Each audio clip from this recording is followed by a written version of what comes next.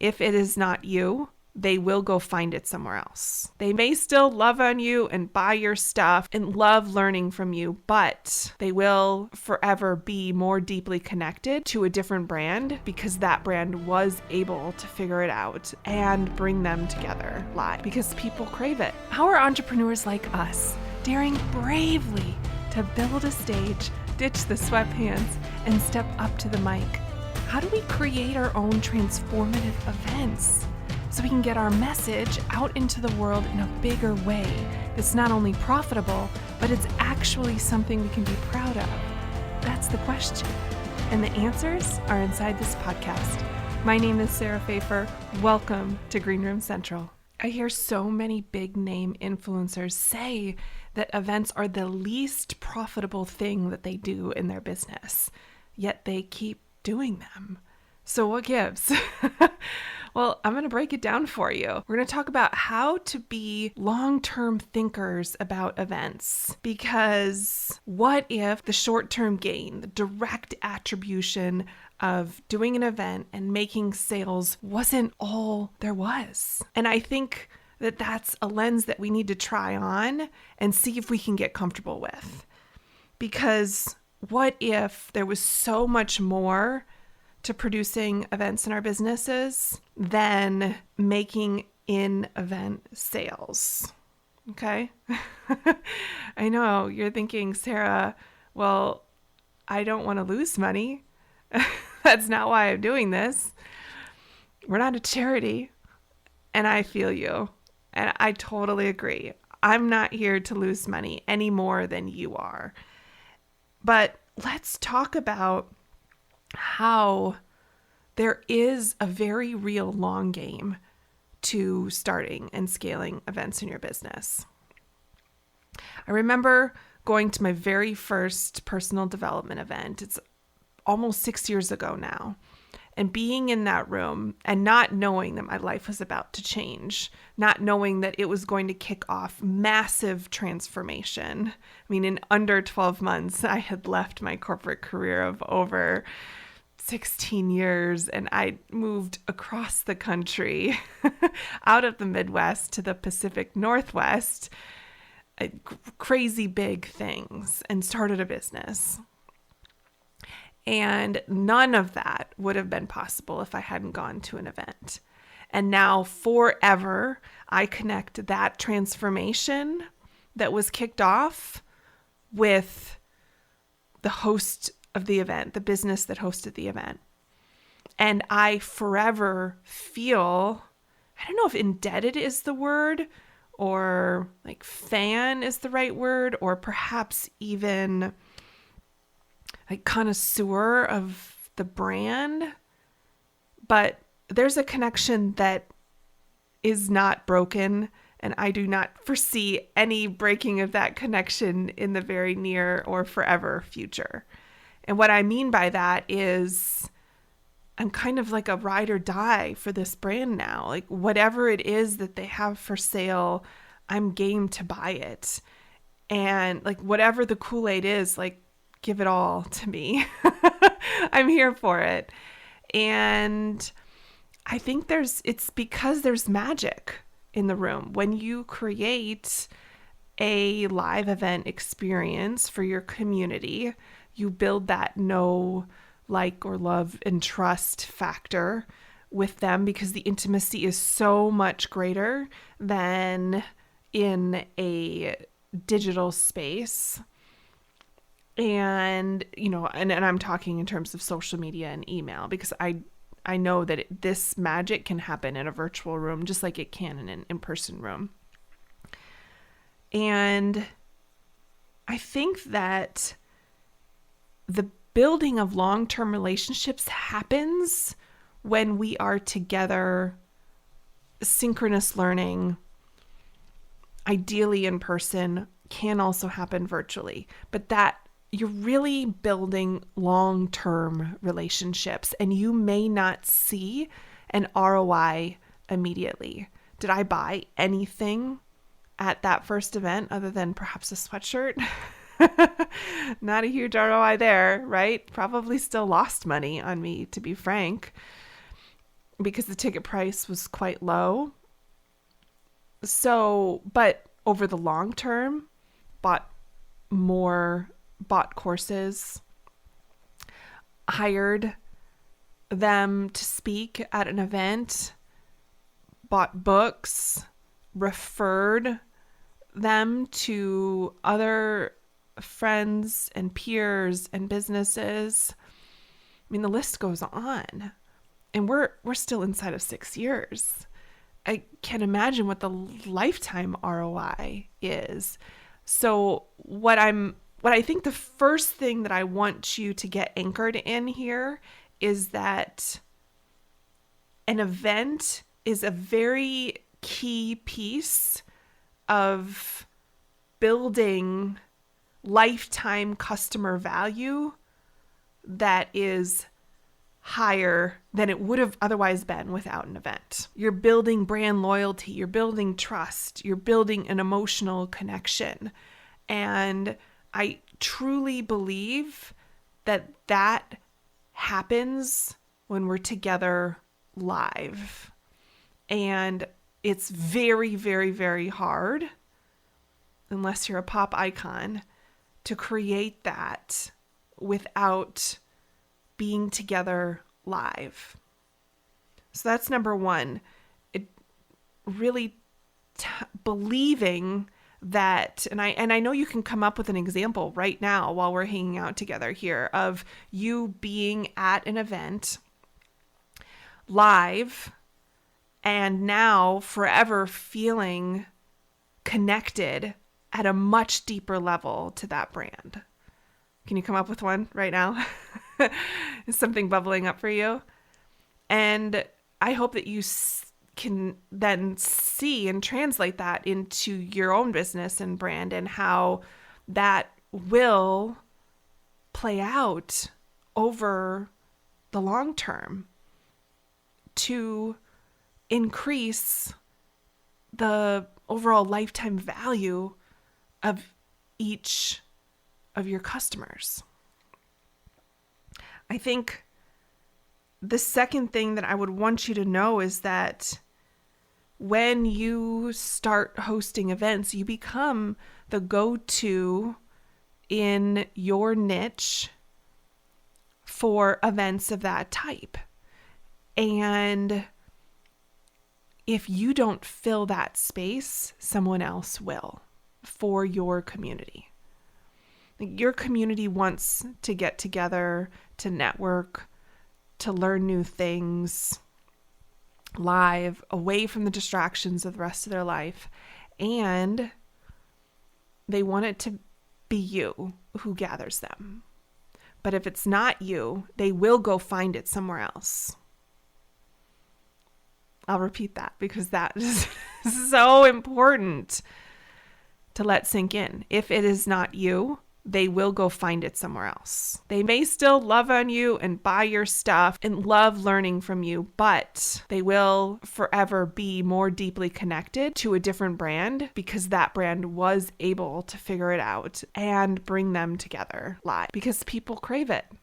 Like, we just lived through an entire worldwide experiment of why people crave community and connection and content in a live together environment, and how we will do everything in our power to get back to it if it's taken away from us.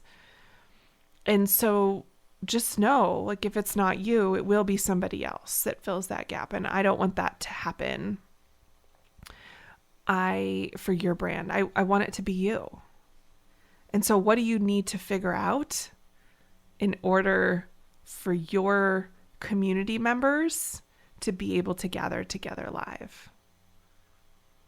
What's the domino? Like, what's the resource that you need? Is it time? Is it discipline? Is it money that is holding you back from making this dream a reality? Not just for you as a business owner, but for your community. The third thing that I'd want to chat about as it relates to the long game is putting yourself in the shoes of somebody who is playing the long game. And as such, you're going to measure what matters along the way, because when we keep an eye on the metrics, we're able to grow, right?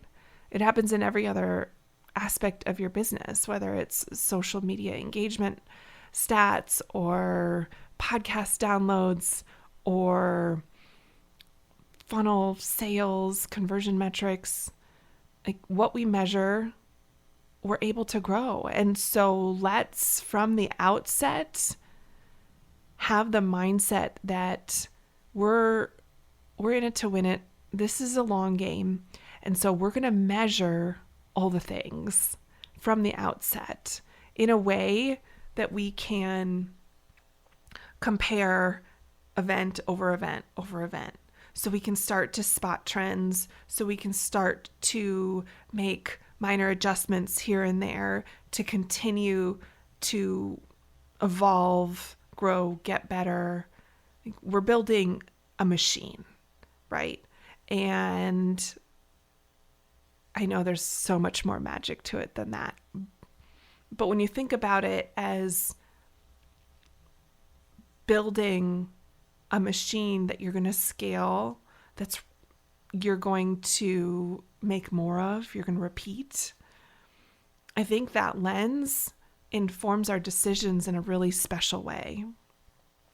I always say that if we go into our first event as if we're going to have another, that we make different decisions, we put in different systems that are scalable, we measure what matters.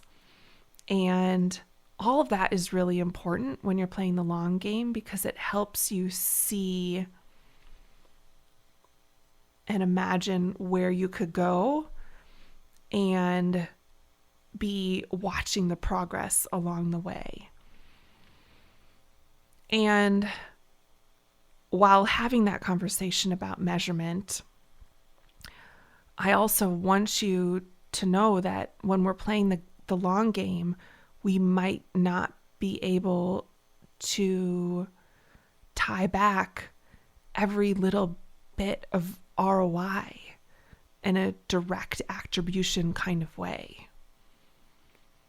And so back to the first thing that we talked about is just opening ourselves up to how we're really building long-term relationships. We're building brand loyalty. We're building trust. We're building an emotional connection that will be very hard to break.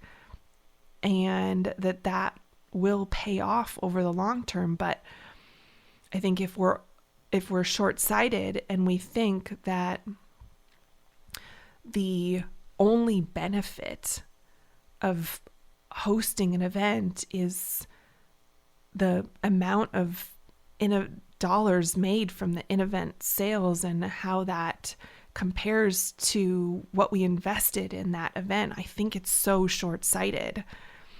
And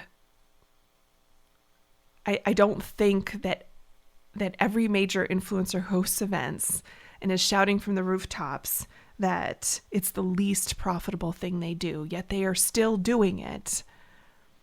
I think that should be turning our heads. It should be a signal to us that, wait, I think there's something to this whole event thing.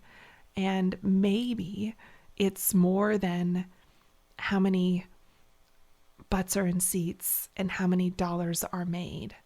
Maybe there's a long game here that I should be thinking about and paying attention to and be open to. You know, when they say, when you build your first funnel and you get it going and you're really looking to, put $1 in and get $2 out pretty much immediately, right?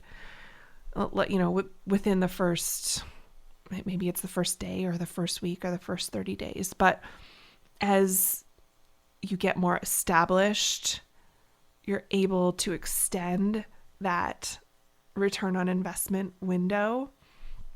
You're able to wait a little bit longer. Maybe it's a year, maybe it's 2, to get that $2 back for the $1 that you put in. I think you could kind of have a little bit of that lens on here too with events, is be open to the magic that happens in the room and how that can translate into higher customer, long-term, like lifetime customer value. And so what if we just focused on making the magic and focused and making sure that we get people in the room, because unless they're in the room, we can't change their lives, right? And then worried less about what we were investing in and what we were getting out on an immediate short-term basis.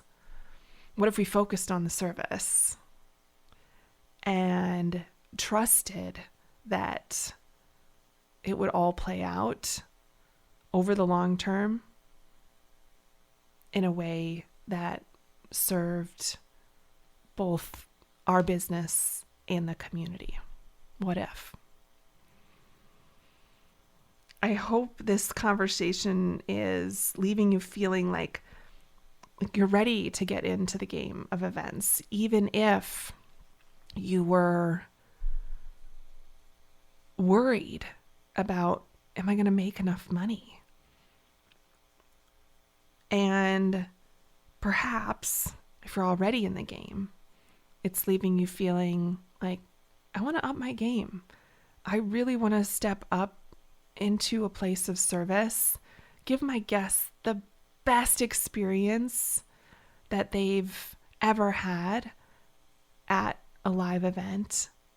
And I'm going to detach myself from the outcome and trust that it's all going to work out. That's my wish for you today. I so appreciate you hanging out. I so appreciate you opening up your mind and your heart to this type of a conversation.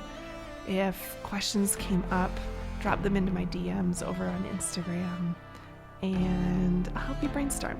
Thank you for listening to the Green Room Central podcast. If you loved this episode, then please take a screenshot on your phone and post it to Instagram, and be sure to tag @SarahPfeiffer and let me know why you liked it and what you'd like to hear, or who you'd like to hear from in the future. That'll help me know what to create for you. Also, if it's on your heart to host your first or next event this year and you need a jumpstart, let's connect for a strategy session. Just go to greenroomcentral.com. In a 2-hour intensive private session, I can help you pivot, scale, or start your event vision from scratch. Together, we will build an actionable plan so that you feel confident and clear on your next steps. Go to greenroomcentral.com right now to sign up. I appreciate your commitment to leveling up and learning the mindset and strategy of live events. Keep going. Keep learning. If you want more, head over to greenroomcentral.com for show notes and all the links from today's episode.